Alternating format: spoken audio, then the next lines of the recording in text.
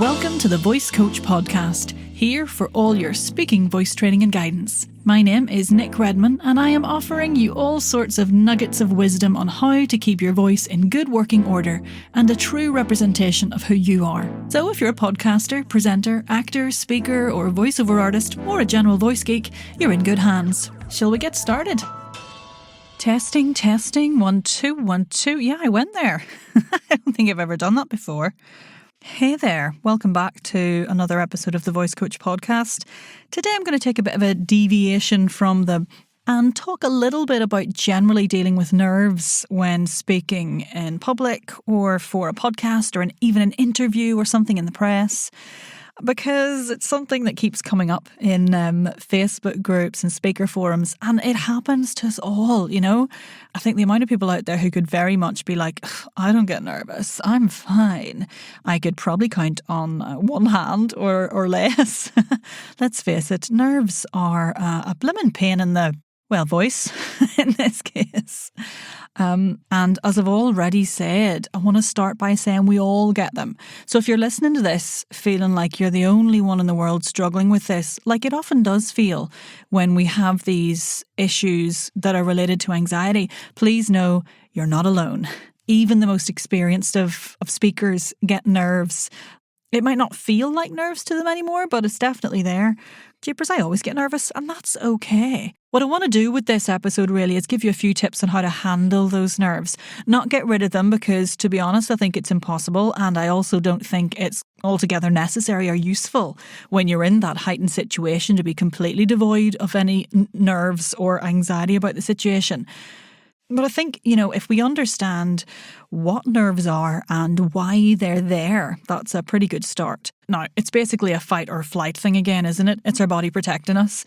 Nerves are caused by the sympathetic nervous system being activated in the presence of danger. They release a sudden burst of hormones, and that leads to an increase of adrenaline in the body, which is prepping us for that fight or flight response, harking back to our cave person days.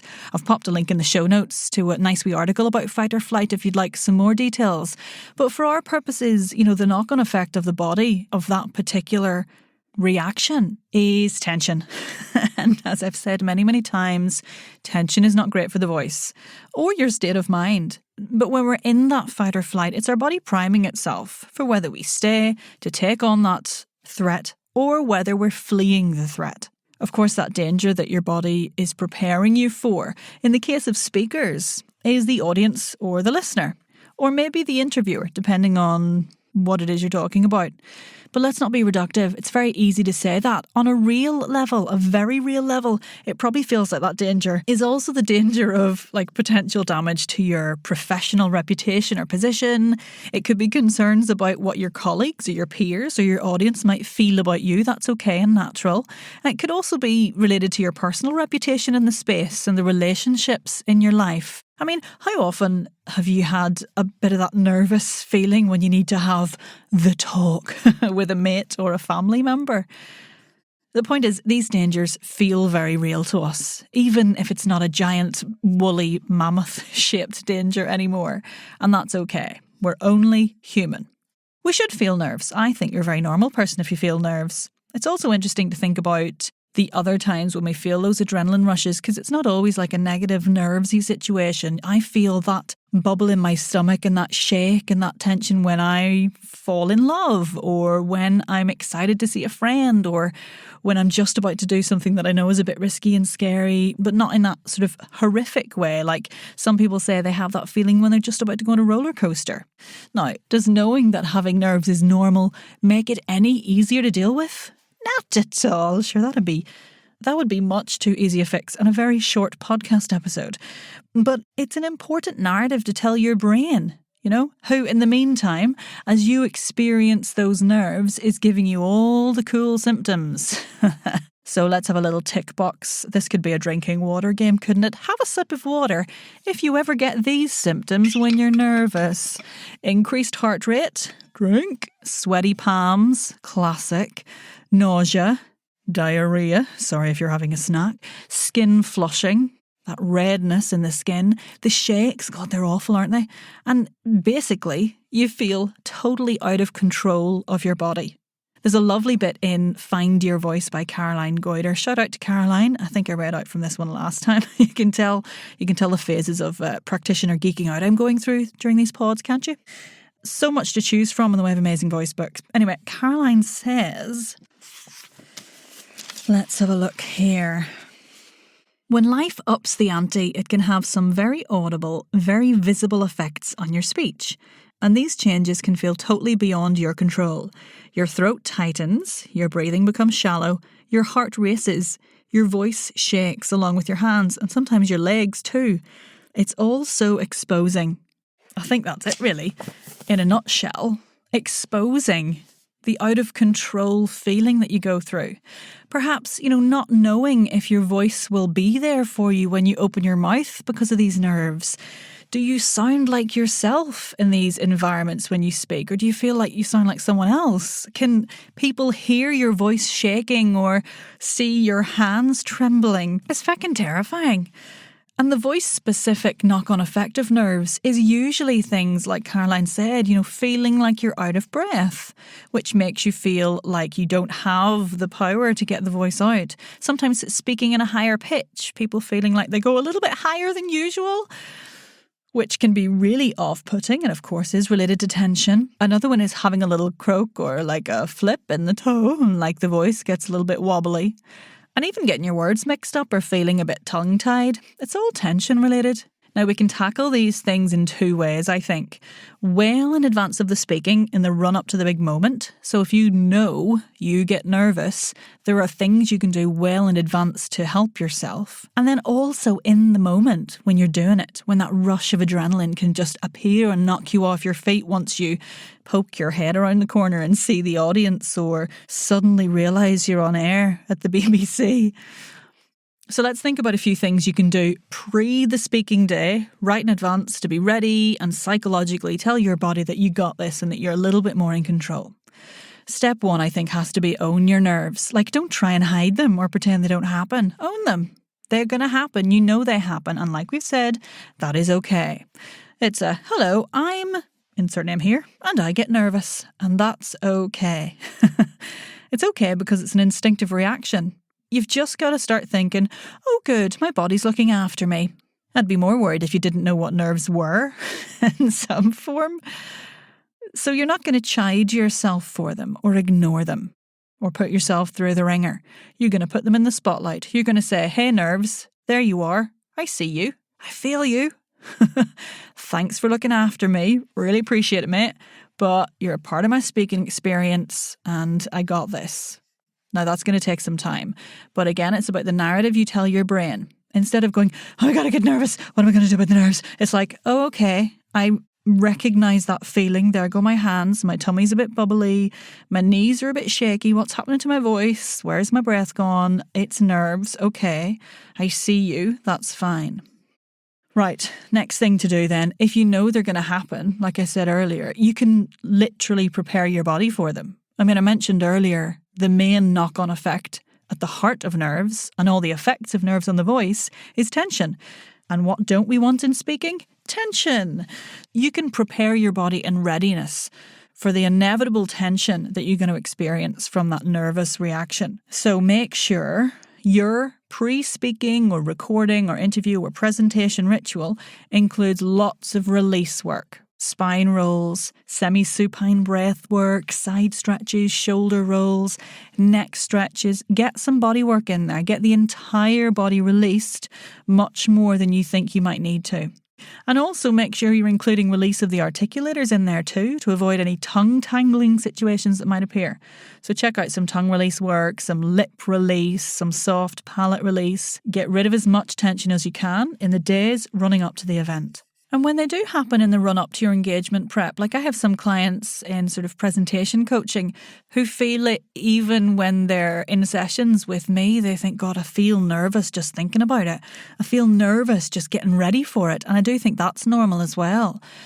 And in that situation, the narrative has been, take a deep breath. But actually what you need to do, as I've said in a previous episode, I think it was 14, Focus on the out-breath. You know, we talked in Ep 14 about how important the out-breath is for talking, as it preps us nicely for that really reflexive, easy in-breath. Well, it's the same here. Let the out-breath go, release the abs, and allow the breath to drop back in. Don't think about taking in deep breaths. Don't think about huge, big in-breaths. Think about lower belly released in-breaths. Right, so that's what you can do before the day. Now, on the day, when you're presenting or recording or performing, try these little hacks for dealing with your nerves. Number 1, like I said, out breath, just release a sigh. Take a pause, let out a sigh, be in the space. Your body will want to run because that's its instinct. But a sigh of relief just says to the body, nah, mate, we're okay, we got this. Subconsciously, if not consciously. Next thing is lots of lip trills, literally before you go on stage or before you start recording. They're really great for regulating the airflow, releasing the lips, and encouraging full vocal fold closure, which will really help to combat that croaky kind of flip in the voice that we get sometimes. Next thing, ground yourself. And I mean that in both the kind of CBT, cognitive behavioural therapy, in the moment sense. I've popped an article in the show notes there if you're like, I've no idea what you're talking about, mate. And also just grounding in the sense of physically feeling the floor, which we love in voice work, feeling really present and connected to the floor. One way of actually doing these at the same time I find helps clients is to sort of plant your feet hip width apart, focus on feeling the front and the back of the feet make contact with the floor. Some people actually imagine around the edges of the feet are all in contact with the floor, which is quite nice. But it's basically about making sure your weight is evenly distributed over the whole of the foot, and wiggle your toes. So the weight distribution brings your energy down, brings your centre of gravity feeling like it's much further down in the body. And the wiggling of the toes gives you a wee something to feel in your body, which is an excellent technique for just bringing you into that moment again. And another wee tip, if it's a live presentation in front of an audience, use the pause to see the crowd. This is, yes, terrifying, because I know for some people there's an instinct or a desire to not look at people, to kind of just stare above the heads. But I feel like facing the crowd is a much stronger way of dealing with it. There's a great technique actually where in public speaking where you split the audience into 3, and you can even pick one friendly looking face in each third, because there'll be one. And you can use that pause to just slowly see that middle third, move your head a bit, see the left third, move your head a bit, see the right third, come back into the middle, let that sigh out, maybe even wiggle those toes, and then start. And your audience will think, God, they're in control, aren't they? Even if inside you're like, let me leave, oh dear God, the woolly mammoth. It's about presenting a particular state of mind to the listener. It's our responsibility to make the listener feel comfortable in our presence. And a pause and an out breath and a grounding of yourself is a really great way to do that. Okay, so let's briefly recap for the old nerves and what to do when we get nervous speaking. Own them. Don't try and ignore them. We all do it, and it's normal. Congratulations. Number 2, prep for them. Release, release, release. The body, the articulators, try and find release of tension in advance of when you're speaking. Lip trills are your best friend. They're a catch-all exercise for the voice, the breath, the articulators. They're brilliant. And that's this, in case you're like, I don't know what a lip trill is, Nick. It's horse lips with a glide up and down your pitch range. Might take a bit of practice, but I believe in you. So lip trills, remember them. Feel the floor, find that stability and connection to the ground. That's how we counteract the flight feeling. And use the pause. Don't be afraid of it. It's terrifying, yes, completely terrifying. Even in podcasts now, I'm like, I can't let there be any stillness. There can't be any dead air or pausing. Need to keep stuff going. But using the pause is really powerful. So give it a go. Okay, I was trying to demonstrate pausing there. Now, take a little element of that and try it out next time you get nervous or next time you are anticipating nerves. And I will see you next episode when we continue with our voice training crack. Make sure you check the show notes for various articles and some books on public speaking and stage fright as well, which is quite useful. But yeah, good luck. And I'll be back soon.